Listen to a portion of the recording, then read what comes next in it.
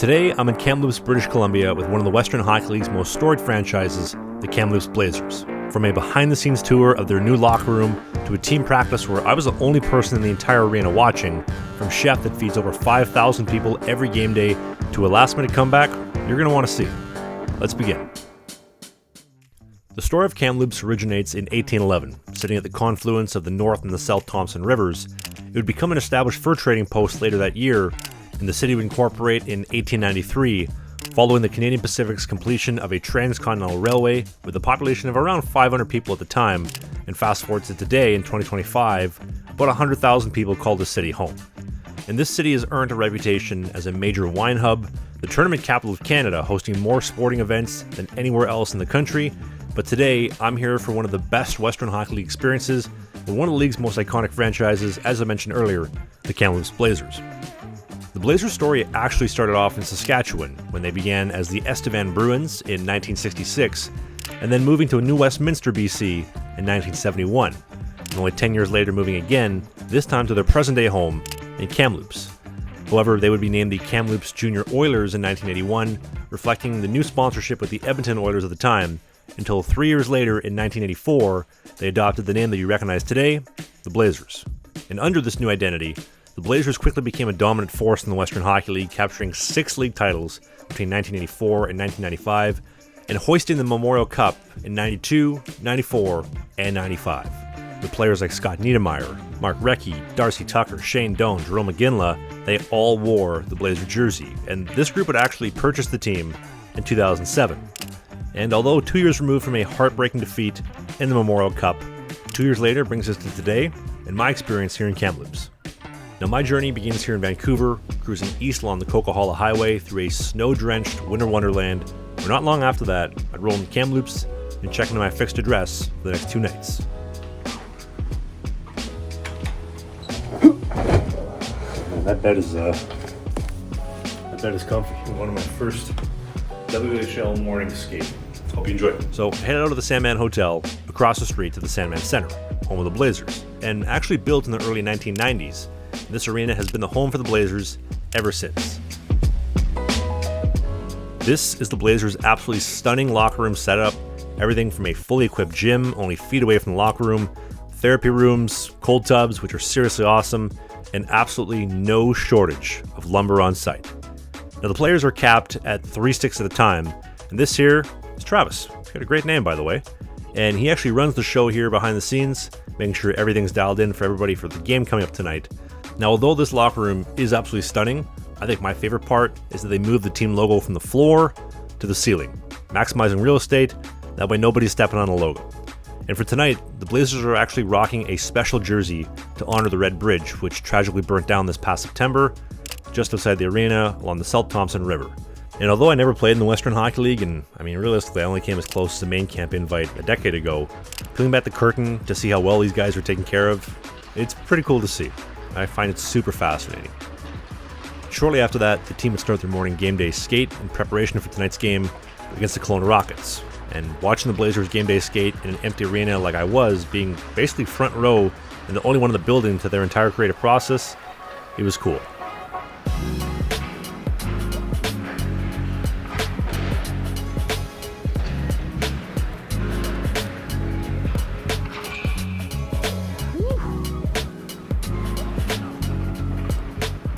Now once the skate wrapped up, the players would head off the ice and head home for their pregame routine, probably nap because, to be honest, Coach bagged them pretty hard for this morning skate.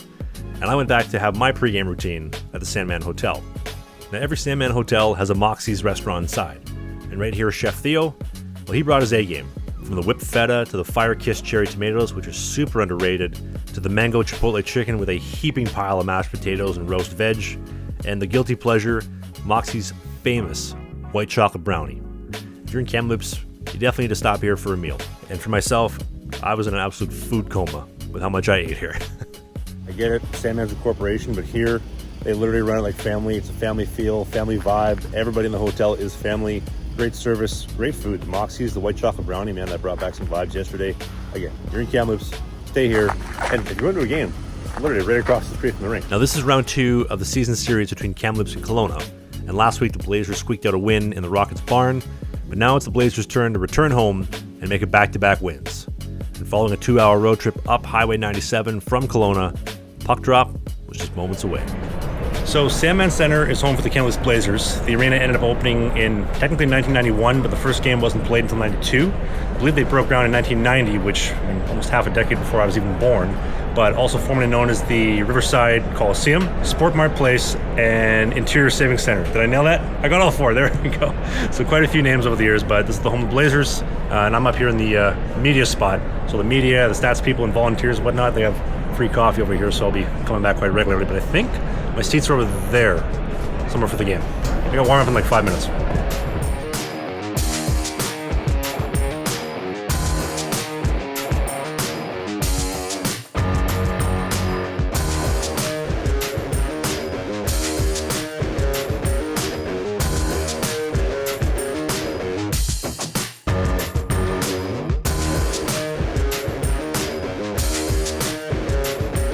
Top lines on the ice for both teams.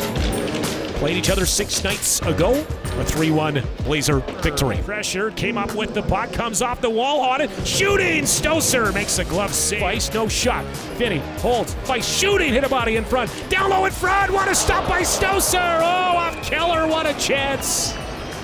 Stoser, great stop, best of the game so far. He made that End of the first period, Kelowna was up 1-0. Check this out. I'm on the Zamboni. That definitely wasn't on my 25 bingo card to be on the Zamboni, but yeah, not bad. And that's it. They only do one lap because it's super inefficient. And after that, I would meet up with Chef Paul and his culinary team, who are cranking out some seriously amazing culinary features here at the Sandman Center, from their new chicken bacon ranch flatbread pizza to their signature item on offer here at the arena, the Blazer Burger. Picture a leveled up cheeseburger with a brioche bun, cheese, and prosciutto instead of bacon, and paired with these scratch-made house chips. Trust me, these things are dangerously good. And just like that, I would head back into the media box for the start of the second period. Top the wall, down low pass. Now Lafreniere takes back onto it. Back to Feist. Henderson for Kelowna. He'll go back and pick it up. Radke looking for a little bit of room. Radke shot stopped by Ernst. Puck centered in front again, and they score. Centered in front, and Caden Longley. Radke, back door! Stopped in front. Jajelka jams away, loose puck. Wow, quick whistle there! In his Blazer debut, but Rhett Stoser kept it out somehow. There goes my camera.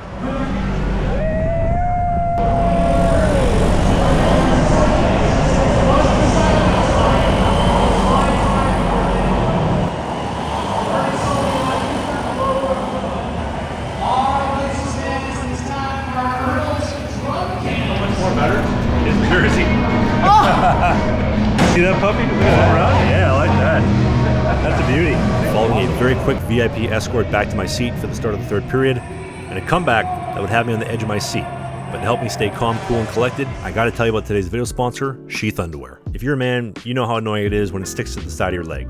Sheath's dual pouch design keeps your gear in place with cooling bamboo mesh to stay fresh and comfortable. Plus, it helps present your shrimping boat a whole lot bigger. Whether you're traveling around as much as I do, or just tackling daily life, make an investment in the best underwear you'll ever buy that's incredibly comfortable and built to last. And if you're still on the fence, use my code TRAV for 20% off at checkout when you click that first link in the video description. Again, my code, my name, TRAV, T-R-A-V, for 20% off the best underwear you'll ever get, you'll ever invest in, and you're gonna love it. Thank you so much to Sheath Underwear for sponsoring this video. So the Blazers would get back in the game early, with 2 quick ones to start the third period. The first would be a breakaway goal to cut the deficit to 3-1, and a nasty redirect moments later to get them within 1 goal. But the Rockets would put some pressure on to double their lead to 2, and extend it back out to 3 moments later, and just like that, it seemed like the floodgates had opened. But the Blazers would get 2 more quick goals, a quick release in the slot to get back within 2, and a shot from the point going wide, squeaked out in front, and jammed away at the doorstep to get close, but close only counts in horseshoes and hand grenades, and that's as close as they would get. The Blazers would have a little bit of pressure late, pulling the goalie, but the Rockets would ice it with the empty netter late to seal the deal and skate back home to Kelowna with the 6-4 win. And the Rockets are going to snap a 6-game losing skid tonight. All right, 6-4 Rockets over the Blazers. It was close. They fell down 3-0, came back. I love a good comeback. The crowd was, myself included, really getting into it after the second goal. All in all, they got a really good team, great experience. Chef Paul also cooking it up in the back. The Blazer burger, those house-made chips too, were dangerously good. I may or may not have polished off every single one of those chips. But the next morning, I hit the road back to Vancouver. I'm curious, have you ever been to a Blazers game? Did you play for the team once upon a time? Maybe you have another Western Hockey League city in mind that you want me to stop at. Whatever it is, leave a comment down below because I would love to hear it and chat with you in the comments below, because this is just one episode in a series of stops I'm making in Western Hockey League rinks.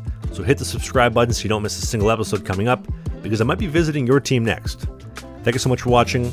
I look forward to seeing you in the next episode in this series.